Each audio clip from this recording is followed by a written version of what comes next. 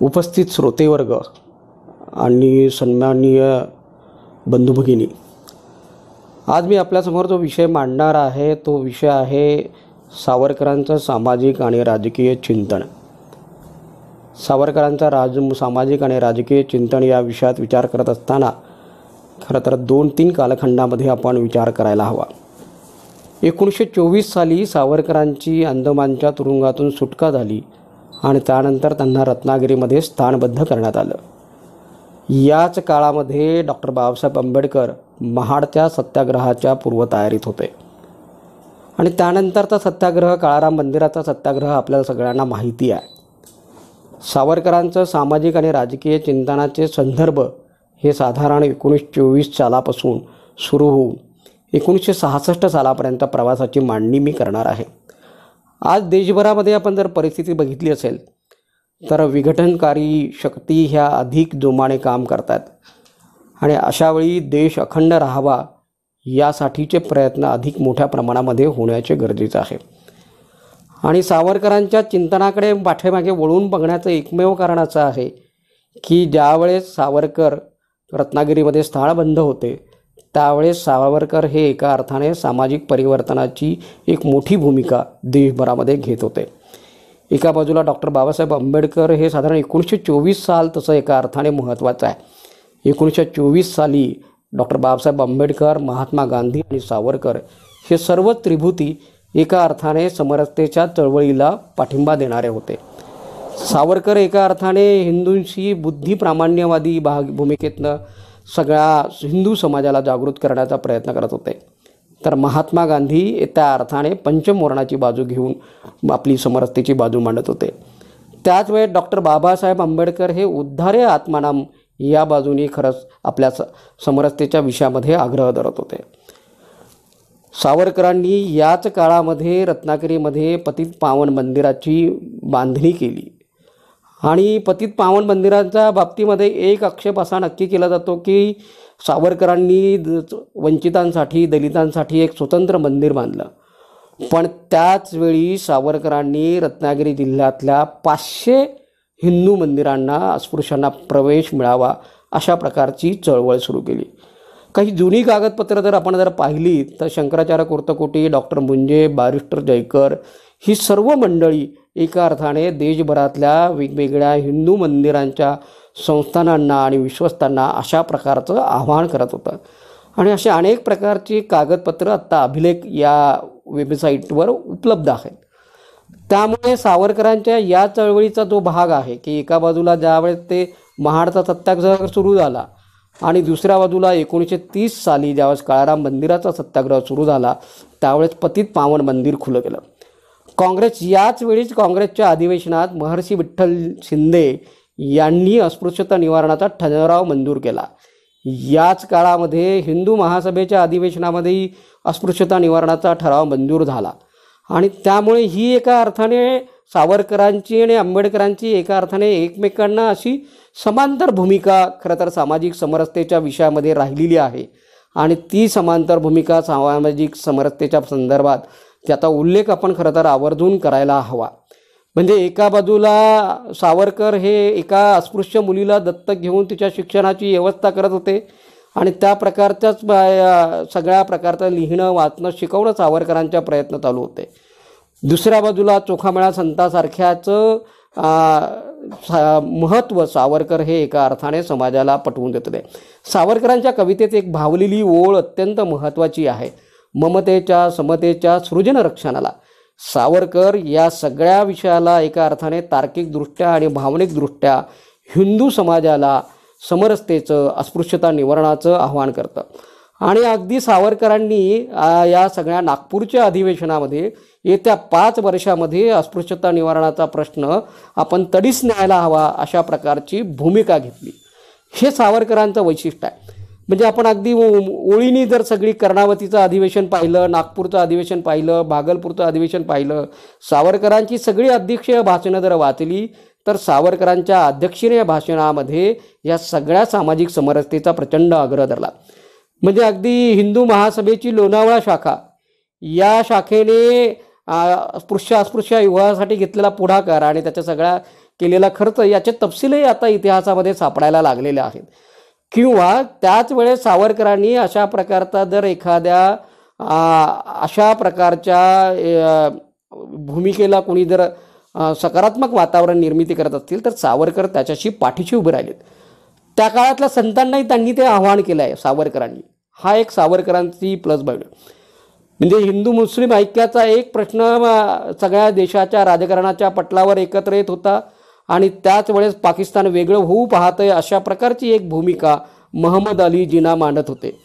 पण त्याच आधी खान साहेबांनी मिरजच्या एका अधिवेशनामध्ये आपल्या या सगळ्या द्विराष्ट्रवादाची बीजं पेरलेली होती आणि त्यावेळेस त्यांनी एका अर्थाने मुस्लिम हे शासनकर्ते असून त्यांना समानतेचा वाटा हवा अशा प्रकारची भूमिका मांडलेली होती.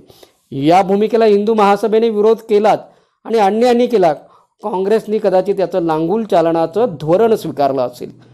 पण येणाऱ्या काळामध्ये या सगळ्या प्रश्नातनं उद्भवणारी सगळी प्रश्न कदाचित सावरकरांनी अधोरेखित केली असतील आणि त्याचमुळे सावरकरांची या विषयातली भूमिकासुद्धा अगदी म्हणजे या बाबतीत तर असं म्हणायला पाहिजे की डॉक्टर बाबासाहेब आंबेडकर अधिक कठोर भूमिका घेणारे होते.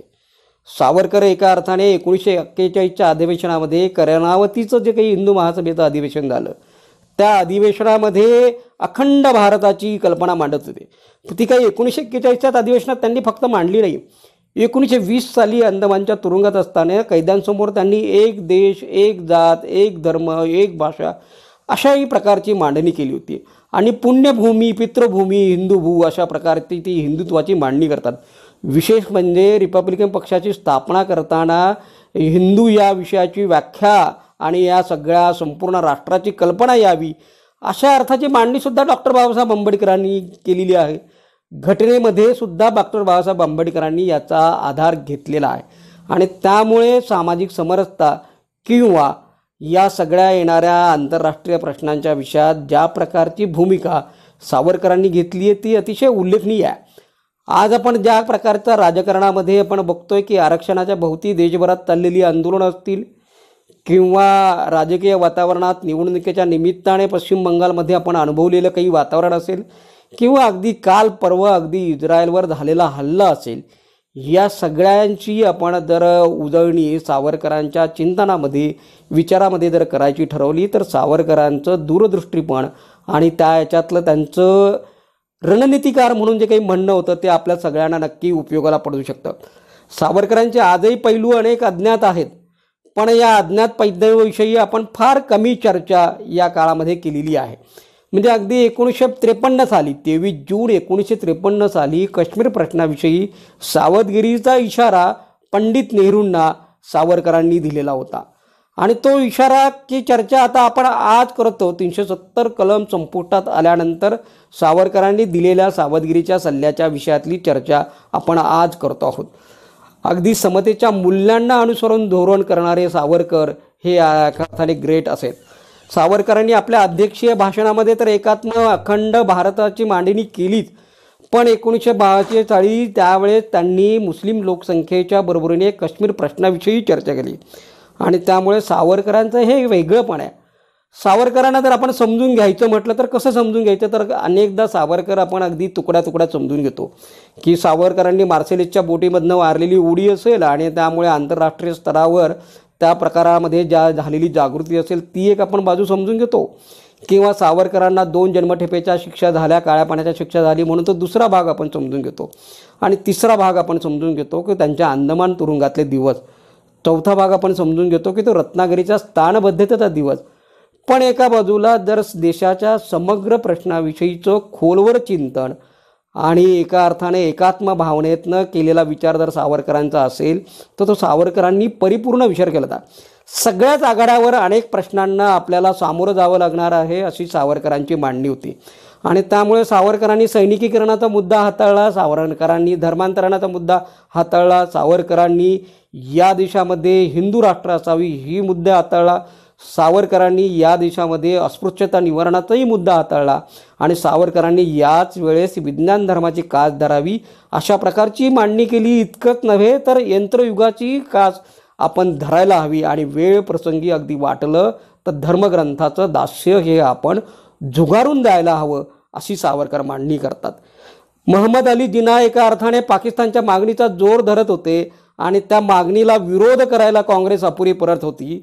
महम्मद अली जिनांच्या म्हणण्यानुसार काँग्रेस ही एका अर्थाने हिंदूंची बहुसंख्य असलेली संघटना होती आणि त्याच वेळेस काँग्रेस ही एका अर्थाने लांगुल चालनाचं धोरण स्वीकारत होती.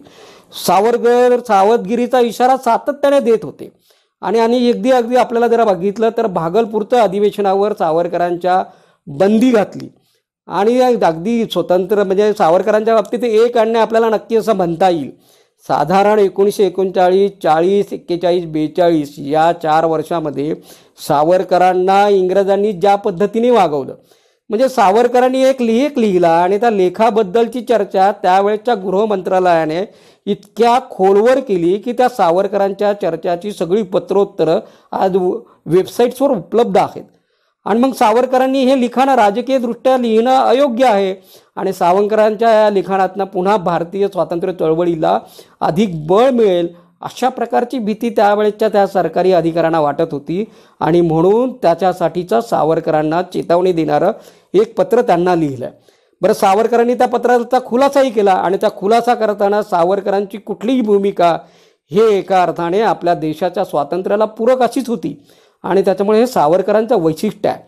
म्हणजे सावरकरांवर जसा एक आरोप केला जातो माफीविराचा, तर सावरकरांचं त्याचं मूळ पेटिशन जर आपण वाचलं तर त्या काळातल्या युद्धकाळामध्ये सैन्याला उपलब्ध होण्यासाठीच्या तुरुंगातील आपल्या या सगळ्या सैनिकांचा उपयोग करावा आणि त्याच्या निमित्ताने देशभावना जागृत होईल अशा प्रकारची सावरकरांची मांडणी होती.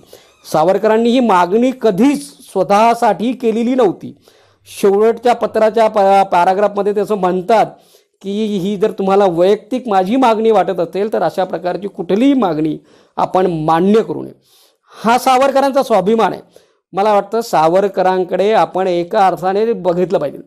एक तर सावरकर समग्र आहेत, सावरकर एका अर्थाने स्वाभिमानी आहेत आणि सावरकर एका अर्थाने हिंदू राष्ट्राच्या दृष्टीने जे सकारात्मक भावना घेऊन वावरणार आहेत. बरं, सावरकर हे म्हणताना हिंदू म्हणताना एका अर्थाने अखिल मानवजाती कल्याणाचा विचार करतात. म्हणजे अस्पृश्यता निवारणाच्या बाबतीमध्ये वेद हा अमूल्य ठेवा आहे आणि तो सर्व मानवजातीसाठी आपण खुला करायला हवा. त्याच्यामुळे वेद वाचण्याचे अधिकार सर्वांना आहेत अशी सावरकर भूमिका मांडतात. मग सावरकरांना आपण अगदी तुकड्या तुकड्यात का पाहतो असा मला प्रश्न नेहमीच पडतो. सावरकरांनी ज्यावेळेस अगदी 1950 साली 26 जानेवारी 1950 साली राष्ट्रपती भाषण करत होते त्यावेळेस आपला देश बलाढ्य व्हायला हवा, सुसज्ज व्हायला हवा, संरक्षणाला तयार व्हावा अशा प्रकारची भूमिका घेतली. सावरकर म्हणत होते की प्रत्येक घरातनं एक जण सैनिक म्हणून जायला हवा आणि अशा प्रकारच्या सैनिकी शिक्षणाला लोकांनी आर्थिक सहाय्य करायला हवं अशी सावरकर उघड भूमिका घेतात. एका अर्थाने आपल्या देशावर कोणीही आक्रमण करता कामा नये आणि आक्रमण झाले तर त्याच्यासाठी आपण सिद्ध व्हायला हवे. पुलवामा हल्ल्यानंतर आपण भारताने जी भूमिका घेतली आणि त्यानंतर केलेलं सर्जिकल स्ट्राईक असेल त्यानंतरचे जगभरामध्ये आपल्या सामर्थ्याविषयी जी चर्चा झाली त्या चर्चेची आज पायमुळं कधीतरी सावरकरांच्या या स्वाभिमानाच्या विचारामध्ये दिसतात. सावरकर एका अर्थाने अशा प्रकारचं जाज्वल्य देशभक्त अभिमान वाटणारा क्रांतिकारी नेता राहिलेला आहे की आपण त्यांना अजून समजूच शकलो नाही. आपलं हे दुर्दैव आहे. म्हणजे रत्नागिरीतला पावन मंदिराचा प्रयोग हा एका अर्थाने अतिशय महत्त्वाचा राहिलेला आहे की त्याच वेळेत 500 मंदिरामध्ये सावरकरांनी अस्पृश्याची चळवळ नष्ट व्हावी या प्रमाणात केलेला प्रयत्न आहे. बोधिसत्व भारतरत्न डॉक्टर बाबासाहेब आंबेडकर यांच्या भूमिकेची साधर्भ साधणारी जातीविरहित समाज अशा प्रकारची भूमिका सावरकरांनीही घेतली होती. आजच्या काळामध्ये सामाजिक विघटन शक्ती अधिक क्रियाशील होत असताना एका बाजूला देश अखंड ठेवण्याचं आव्हान आहे, दुसऱ्यामध्ये बाजूला जातीमध्ये विभागला गेलेला समाज हा एकसूत्रामध्ये बांधण्याची आवश्यकता आहे. आजच्या स्थितीला हे एकसूत्र एका अर्थाने हिंदुत्वाचं आहे आणि त्याला कुणी एका अर्थाने नकारात्मक भावनेने बघत असेल तर ते चुकीचं आहे. कारण जर भारत हे संपूर्ण जगाचं जर मंदिर असेल तर ते मंदिर एका अर्थाने हिंदुत्वाचं आहे आणि हिंदुत्वाच्या याच्यावर आधारावर जाती व्यवस्थेवर प्रहार करत सामाजिक क्रांती होण्यासाठी पूरक वातावरण होण्याचीच जास्त हे आहे तयारी आहे. मला वाटतं की आज आरक्षणाच्या भोवती जातीमध्ये विभागल्या गेलेल्या समाज रचनेची चर्चा ही सातत्याने होते. त्यावेळेस आंबेडकरचं ज्यावेळेस जाती फेकून द्यायला हव्यात त्याच प्रकारचं मत हे सावरकरांनी सुद्धा मांडलेलं आहे की जाती फेकून द्यायला हव्यात.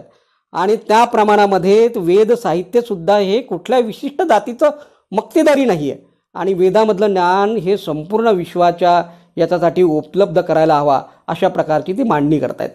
भारताला स्वातंत्र्य मिळाल्यानंतर स्वातंत्र्यवीर सावरकरांनी सर्वप्रथम देशाच्या सीमा निश्चित करा अशा प्रकारची सूचना केली होती. 1962च्या युद्धामध्ये भारताचा चिन्ही प्रभाव केला आणि त्यामुळे त्यावेळेची अस्वस्थता ही सावरकरांनी पंडित नेहरूंच्या विषयामध्ये बोलून दाखवली होती. प्रसंगी त्यांनी पत्रक काढून टीकाही केलेली होती. सावरकरांच्या या सगळ्या आंतरराष्ट्रीय धोरणाच्या विषयामधली जी मतं आहेत ती एका अर्थाने भारताची लोकशाही टिकवण्याबरोबरच आपल्या आसपासच्या राज्यांबरोबरचे परस्पर संबंध सुधारण्याबरोबरच जगामध्ये एका अर्थाने सकारात्मक सामर्थ्याचा संदेश जावा अशा अर्थाने सावरकरांची भूमिका होती. त्यामुळे भारताची लढाई जर करायची असेल तर आपली दलं तितकीच सुसज्ज आणि भक्कम बनवण्याच्या आद्य कर्तव्याकडे सावरकरांनी लक्ष वेधलेलं होतं. सावरकरांच्या प्रथम ज्यावेळेस आपण देशाच्या मोक्याच्या सीमा अजूनही शत्रूच्या हातात आहेत असं सावरकर म्हणतात त्यावेळेस सावरकर असं म्हणतात की आपण नुसतं सुरम्य सिद्धांतांची मांडणी करून आपल्या मैत्री संपादन करू शकणार नाही आहेत. ज्यांनी अगदी दीर्घकालीन रक्तरंजित लढा देऊन आपलं जे काही कमावलं आहे ते गमावून बसू त्या अर्थाने त्यांच्याशी वर्तन ठेवणं आपलं अस्तित्व टिकवण्यासाठी हा एकच मार्ग आहे अशी सावरकर मांडणी करतात. आपला स्वतः दुर्बल आहोत, स्वतःच्या देशाचं संरक्षण करण्याचं असमर्थ आहोत आणि आम्ही कधी आक्रमण करणार नाही असं म्हणणं कदाचित हास्यास्पद असू शकतं. आणि म्हणून 1952च्या डिसेंबरच्या महिन्यात त्यांनी भारताच्या इतिहासातील 6 सोनेरी पानं अशी या विषयावर व्याख्यानं दिली. आणि 1953 साली केलेल्या एका भाषणामध्ये रशिया, अमेरिका आणि इंग्लंड ही देश अणुबॉम्ब बाळगून आहेत अशा प्रकारची एक चेतावणीसुद्धा सावरकरांनी या प्रसंगी दिली. मग पुढे जाऊन आपण 1974 साली या जवळपास 29 वर्षाच्या प्रदीर्घ काळानंतर सावरकरांच्या मांडणीनंतर आपण एका बाजूला अणुचाचणी केली आणि शांततापूर्ण सहजीवनाची कल्पना मांडली. तेव्हा आपल्याला ज्यावेळेस सावरकरांनी अशा प्रकारच्या सामर्थ्य जीवनातनं शांततापूर्ण सहजीवनाची कल्पना मांडली होती त्याची खिल्ली उडवल्याची आठवण होती. म्हणजे मानसरोवर भागामध्ये चीनने रस्त्याची बांधणी सुरू केली. तिथे त्यावेळेस त्यांनी ताबडतोब सैन्य पाठवण्याची मागणी केली आणि जेव्हा लढाई करायची असते तेव्हा शत्रूवर आक्रमण करावं अशा प्रकारची भूमिका त्यांनी घेतली. त्याचवेळीच कदाचित राष्ट्राचं संरक्षण करू शकू असं ते म्हणाले. सावरकरांच्या विचारावर आज माध्यमामध्ये सामाजिक माध्यमामध्ये सावरकरांची जयंती आली किंवा सावरकरांची पुण्यतिथी आली की अनेक प्रकारच्या टीका खरं तर व्हायला सुरुवात होते. पण सावरकरांचे मूळ विचार आत्ता द्रष्ट ठरलेत हे आज आपल्याला सगळ्यांना कळतं आहे. आणि कदाचित सावरकरांचे सगळे विचार हे सर्वांना मान्य होणार नाहीत पण परराष्ट्र धोरणाच्या बाबतीत सावरकरांनी जे काही मत मांडणी केली आहे त्या बाबतीतली त्यांची मतं मान्य व्हायला काही हरकत नसावी. सावरकरांनी स्वसंरक्षणाबरोबर सैनिकीकरणाचा मुद्दाही मांडला आणि महात्मा गांधी यांच्या हत्येनंतर सावरकर यांच्या राजकीय मतांचा प्रचंड उहापोह झाला आणि तो जम्मू काश्मीरच्या संदर्भामध्ये अनेकदा झाला. जम्मू काश्मीर 1953 साली भारताचा अविभाज्य भाग आहे असं सावरकर म्हणत होते आणि ही मांडणी त्यांनी 23 जून 1953 साली केली. आणि ही केली केव्हा तर श्यामाप्रसाद मुखर्जी यांच्या मृत्यूनंतर या विधानाचा उल्लेख केल्याचं आपल्याला आढळतं. आणि त्यामुळे या देशामध्ये एकच घटना अस्तित्वात असावी, एकच पंतप्रधान असावेत आणि एकच राष्ट्रीय ध्वज असावा यासाठी सुद्धा सावरकरांनी लढा दिला. अगदी मृत्यूच्या अगोदर 3 वर्ष सावरकरांनी जम्मू काश्मीरच्या विषयामध्ये सावधगिरीचा सल्ला हा पंडित नेहरूंना दिला होता. आणि त्यानंतरच्या झालेल्या अतिरेकी कारवायांपासून तर अगदी युद्धस्थितीपर्यंत आपण अनुभव घेतलेला आहे. आणि 50 वर्षाहून अधिक काळ एका प्रश्नाभोवती राजकीय विचारधारा सावरकरांच्या विचारधारांनी बांधली गेली. त्या तर दुसऱ्या बाजूला आर्थिक, सामाजिक, सांस्कृतिक आणि भावनिकदृष्ट्या ऐक्य ही अतिशय महत्त्वाची बाजू सावरकरांच्या विचारातनं प्रतिबिंबित झाली आहे. कोरोनाच्या पार्श्वभूमीवर आज आपण सगळ्या प्रकारचा ज्या प्रकारची मांडणी करायला हवी ती मांडणी आपण सावरकरांच्या विचारामध्ये आपल्याला जाणवते की ज्यावेळेस एका अर्थाने तसं म्हटलं तर आर्थिक, सामाजिक आणि सांस्कृतिक अशा अर्थाचं संकट या सगळ्या कठीण परिस्थितीमध्ये आपल्यावर आलेलं आहे. अशा वेळेस शास्त्रीय विचारांची पाठराख करणं, आधुनिकीकरणाचं, यांत्रिकीकरणाचं आणि प्रत्येक माणसाच्या हाताला काम असण्याचं आणि त्याच्या गरजा स्वयंपूर्ण पद्धतीने पूर्ण होण्याच्या आवश्यकता ह्या सावरकरांनी नीट मांडलेल्या आहेत. आणि त्याच्यामुळे सावरकरांच्या विचारांचा खोलवर विचार करायला हवा. त्याच्यातली सुसूत्र म्हणजे अनेक कठीण प्रसंगाला सावरकर आपल्या वैयक्तिक आयुष्यात सामोरे गेलेले आहेत. आणि एवढ्या कठीण प्रसंगात वैयक्तिक आयुष्याला सामोरे जावत असतानासुद्धा देशविषयी असलेला एकात्मभाव, हिंदुत्व भाव, हिंदू राष्ट्रभाव आणि हिंदू समाजामधलं ऐक्य आणि संघटना याविषयी सावरकर राष्ट्रीय सभ्यता म्हणून बोलतात.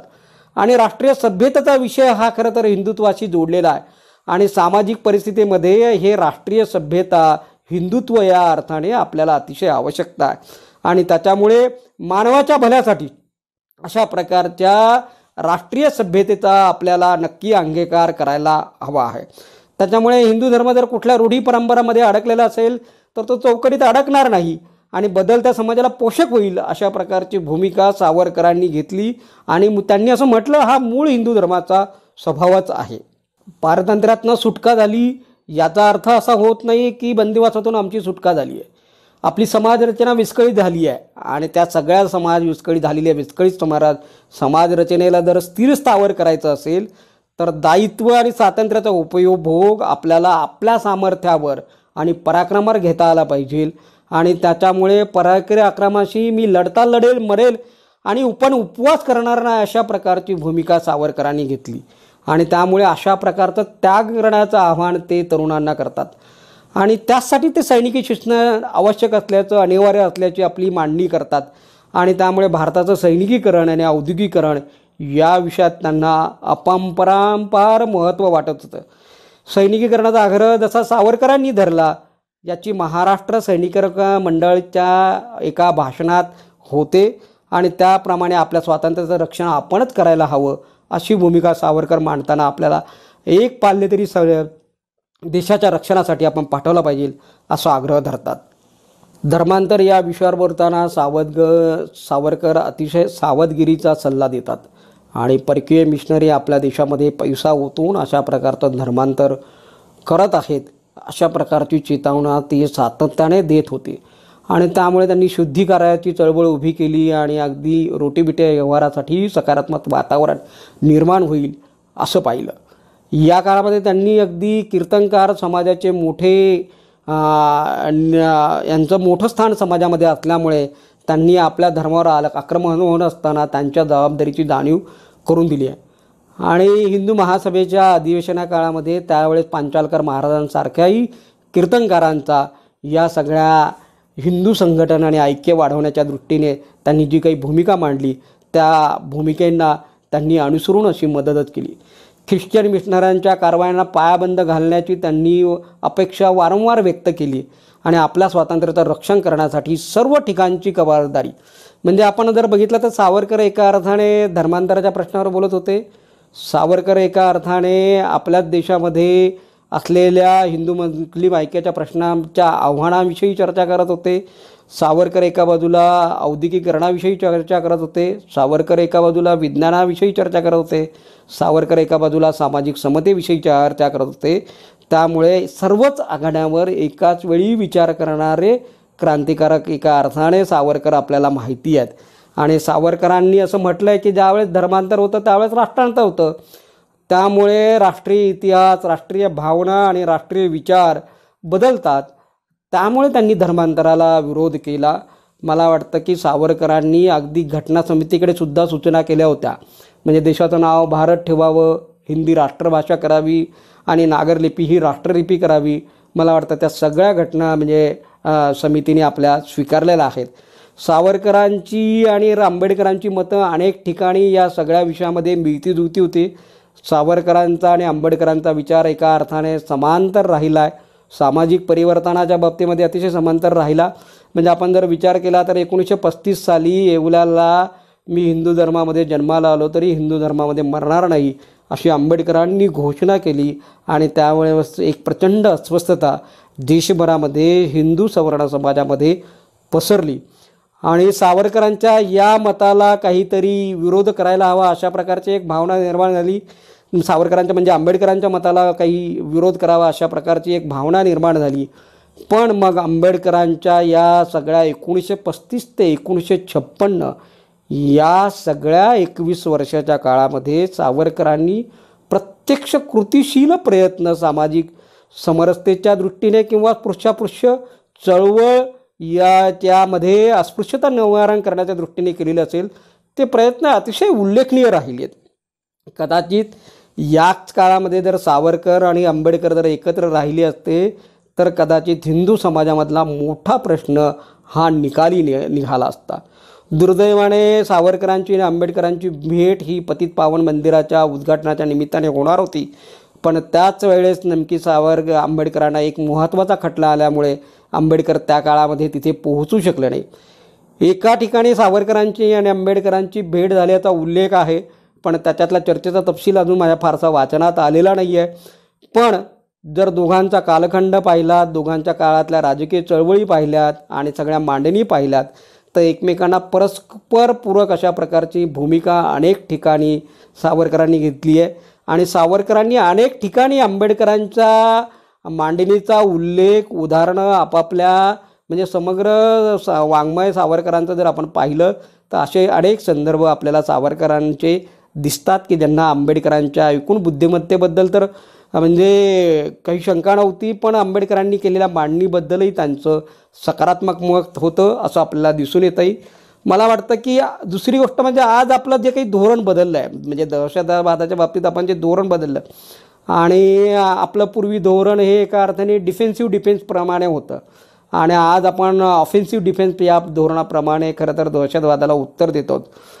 या दोन्ही प्रश्नांची जर मांडणी आपल्याला जर करायची असेल तर सावरकर आणि आंबेडकर हे एका अर्थाने समांतर जातात. दोघांनी या संकटाचा आपल्याला इशारा दिलेला होता.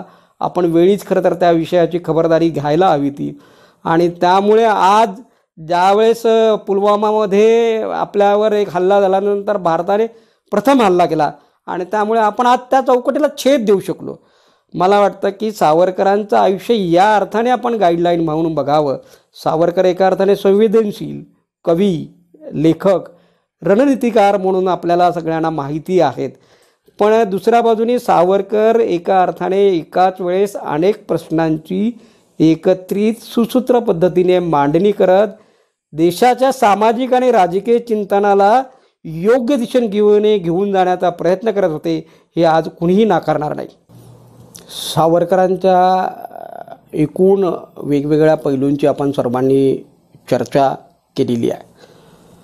म्हणजे सावरकरांची देशभक्ती ही एका अर्थाने सामाजिक समतेच्या मूल्यांशी कशी जोडलेली हेही आपण पाहिलं. दुसऱ्या बाजूला सावरकर अखंड हिंदुत्वाचे पुरस्कर्ते होते हेही आपण पाहिलं आहे. आणि तिसऱ्या बाजूला आंतरराष्ट्रीय परराष्ट्रीय धोरणाच्या बाबतीमध्ये सावरकरांची हिंदू राष्ट्र म्हणून काय भूमिका असायला हवी हेही आपण पाहिलं आहे. हे करत असताना साहित्याचा, कलेचा, परंपरेचा वारसा आपण जतन करून ठेवायला हवा असं सावरकर म्हणतात. बरं, सावरकरांच्या एकूण वैचारिक विषयातला जर गाभा आपण सगळ्यांनी पाहायचा जर ठरवला तो एका अर्थाने समग्र, एकात्म आणि सर्वसमावेशक भूमिका अशाच अर्थाने सावरकरांच्या चिंतनाकडे आपण पाहायला हवं. म्हणजे सावरकरांची देशभक्ती ही जाज्वल्य आहेच आहेत. सावरकरांचं वैचारिक चिंतन हे एका अर्थाने देशाच्या सगळ्या आसितू हिमाचल भावनेला एकत्र जोडणारं आहेच आहे. आणि दुसऱ्या बाजूला सावरकर आपल्या देशाच्या प्रगतीविषयी, सामाजिक सुधारणाविषयी मोठ्या प्रमाणामध्ये चर्चा करताना आपल्याला दिसत आहे. बरं, सावरकरांनी एका अर्थाने एक मोठं संघटन या दरम्यान उभं केलं आहे आणि ते संघटन ज्या पद्धतीने काम करत होतं त्याची जर कागदपत्रं आपण जर पाहिली, अगदी उदाहरणादाखल जरीसुद्धा आपण हिंदू महासभा लोणावळा शाखेची जरी कागदपत्रं पाहिली आणि त्याचे अहवाल जरी वाचले आणि ही सगळी कागदपत्रं जर आपण जर चाळून पाहिली तर सावरकरांनी मांडलेल्या सामाजिक समतेच्या मूल्याची मांडणी खूप आधीपासून अगदी 1931 सालापासून खरं तर या लोणावळा शाखेने सुरुवात केली ती. आणि वेळ प्रसंगी अशा प्रकारच्या सामाजिक उपक्रमाची खूप मोठी दखल या हिंदू महासभेच्या लोणावळा शाखेने घेतली. बरोबरीने त्या काळामध्ये असलेले धर्मकीर्तनकार यांनी समाजामध्ये ज्या प्रकारची जागृती केली ती सुद्धा उल्लेखनीय आहे. आणि अशा प्रकारचा मोठा पत्रव्यवहार खरं तर सावरकरांच्या आणि बॅरिस्टर जयकर यांच्या आपापसातल्या पत्रव्यवहारामध्ये उपलब्ध आहे. म्हणजे अगदी 1935 साली ज्यावेळेस येवल्याला डॉक्टर बाबासाहेब आंबेडकरांनी धर्मांतराच्या विषयातली एक घोषणा केली की मी हिंदू धर्मामध्ये जन्माला आलो तरी हिंदू धर्मामध्ये मरणार नाही, त्यावेळेस बॅरिस्टर जयकरांना झालेला पत्रव्यवहार आणि सावरकरांशी आपण या विषयामध्ये बोलायला हवं अशा प्रकारची चाललेली मांडणी. आता जर तो सगळा 21 वर्षाचा काळ पाहिला तो एका अर्थाने आंबेडकरांचा एका अर्थाने अस्पृश्यांना न्याय मिळवून देण्यासाठीचा लढा चालू होता, दुसऱ्या बाजूला कायदे मंडळाची रचना चालू होती, तिसऱ्या बाजूला सावरकर हिंदू महासभेच्या संघटनेच्या विस्तारासाठी प्रयत्न करणारे होते आणि चौथ्या बाजूला सावरकरांच्या आणि आंबेडकरांच्या मांडणीमध्ये एका अर्थाने एकात्मभाव हा दिसून येतो. आंबेडकरांनी लढा दिला, सावरकरांनी एका अर्थाने बुद्धिप्रामाण्यवादी भावनेतनं सामान्य सवर्ण जनतेला पटवून देण्याचा प्रयत्न केला. आंबेडकर घटना समितीत गेले याचं मोठं कौतुक सावरकरांना वाटलं आणि घटना समितीच्या सगळ्या याच्यामध्ये आंबेडकरांच्या सहभागाबद्दल सावरकरांनी नेहमीच कौतुक केलेलं आहे. ज्यावेळेस आपण एका अर्थाने समाज सर्वसमावेशक समग्र एकात्म आणि अशा प्रकाराने देशाच्या एका अखंड भावनेशी जोडलेला हवा अशी प्रकारची मांडणी ही अखंड हिंदुत्व म्हणून सावरकर करतात. आणि बाबासाहेब आंबेडकर आपल्या संसदीय भाषणामध्ये आम्ही भले एका वेगवेगळ्या जातीमध्ये जन्माला आलो तरी येणाऱ्या काळामध्ये भारताला एकसंघ राहण्यावाचून कुणीही अडवू शकणार नाही अशा प्रकारची भूमिका घेतात. म्हणजे याचा अर्थ काय आहे की दोघांची भूमी एकाना साधर्म्य साधणारी होती. आता या सगळ्या शब्दाचं एका काही शब्दात रूपांतर करतात सर्वसमावेशक, सगळ्यांना प्रगतीपथावर नेणारं आणि सगळ्यांचा एका धार्मिक आध्यात्मिक पातळीवर उंची गाठणारं वैचारिक अधिष्ठान सावरकरांनी आणि आंबेडकरांनी एकत्रितरित्या निर्माण केलं हे आपण दुर्लक्ष करून चालणार नाही. आज सावरकरांचं सामाजिक आणि राजकीय चिंतन आपल्याला महत्त्वाचं वाटण्याचं कारण काय आहे? म्हणजे अनेकदा असा प्रश्न मारतील की हे कालसुसंगत आहे का? तर मला असं वाटतं की आज ज्या प्रकारच्या सामाजिक विघटन शक्ती देशभरामध्ये कार्यरत आहेत आणि ज्या प्रकारची माध्यमं या सगळ्या सामाजिक विघटन शक्तीच्या हातामध्ये आहेत ती सगळी मांडणी खरं तर तुकड्यामध्ये करतात. हे सगळे नेते एकमेकांशी परस्पराशी जर जोडून पाहिले वैचारिक अर्थाने तर आपल्याला त्या काळामध्ये त्यांनी घेतलेल्या भूमिका एका अर्थाने समाजाच्या भल्यासाठीच घेतलेल्या भूमिका आजही आपल्याला दिसतात. आज आपण खरं तर पश्चिम बंगालच्या निवडणुका पाहिल्यात किंवा अगदी मागच्या आठवड्यामध्ये झालेला इस्रायलवरचा हल्ला पाहिलात आणि या सगळ्या भूमिकेमध्ये जर आपण सावरकरांचं चिंत पाहिलं, सावरकरांनी खरं तर म्हणजे अगदी असं म्हणायला काही हरकत नाही 1905 सालीसुद्धा अशा प्रकारच्या पश्चिम बंगालच्या याच्यामध्ये इशारा दिलेला होता. आणि आज कदाचित त्या 115 वर्षानंतर सावरकरांच्या मताशी मिळती होणारी काही कृती त्या ठिकाणी घडते का काय असं वाटायला लागतं. आणि म्हणून सावरकर महत्त्वाचे वाटतात. सावरकरांनी जे सावधगिरीचे इशारे दिलेत किंवा जो सावधगिरीचा सल्ला दिला किंवा त्यातलं जे दृष्टिकोन दिलं त्यावर आपण खरं तर खोलवर चिंतन करायला हवं. बरं, सावरकर एका अर्थाने जसे हिंदू राष्ट्रवाद म्हणून आपल्याला महत्त्वाचे वाटतात तसे सावरकर हे सामाजिक परिवर्तनशीलनाची भूमिका म्हणून मांडणारे सुद्धा आपल्याला महत्त्वाचे वाटायला हवेत. म्हणजे सावरकर ज्या अर्थाने आपल्याला म्हणतात ना, म्हणजे आता भाषणाच्या शेवटच्या समारोपाच्या क्षणाला सावरकरांच्या त्या ओळीचा उल्लेख मला नक्की करावासा वाटतो. ममतेच्या समतेच्या सृजन रक्षणाला मला वाटतं की सावरकर हे एका अर्थाने आध्यात्मिक पातळीवर आणि भावनिक दृष्ट्यावर समाज अखंड राहावा, एक राहावा आणि परस्परांना पूरक, परस्परांना अनुकूल आणि परस्पराशी संबंधित राहावा अशा हिंदुत्वाची मांडणी करताना आपल्याला दिसतात. आजच्या सामाजिक परिस्थितीमध्ये हिंदुत्वाच्या मांडणीची मितीजुती मांडणी अनेक विचारधारा आपल्याला करताना दिसत आहेत. त्याच्यामध्ये सावरकरांच्या विचारांचं यश आहे. भले आज सावरकरांवर तुकड्यामध्ये टीका करणारी माध्यमं मोठ्या प्रमाणामध्ये असतील, जर समग्र सावरकर त्यांनी समजून घेतले तर कदाचित येत्या काळामध्ये ते पुन्हा सावर म्हणे श्री विश्वेश्वरावो हा होईल दान पसावो येणे वरे ज्ञान देवो सुखिया झाला सुखिया झाला सुखिया झाला.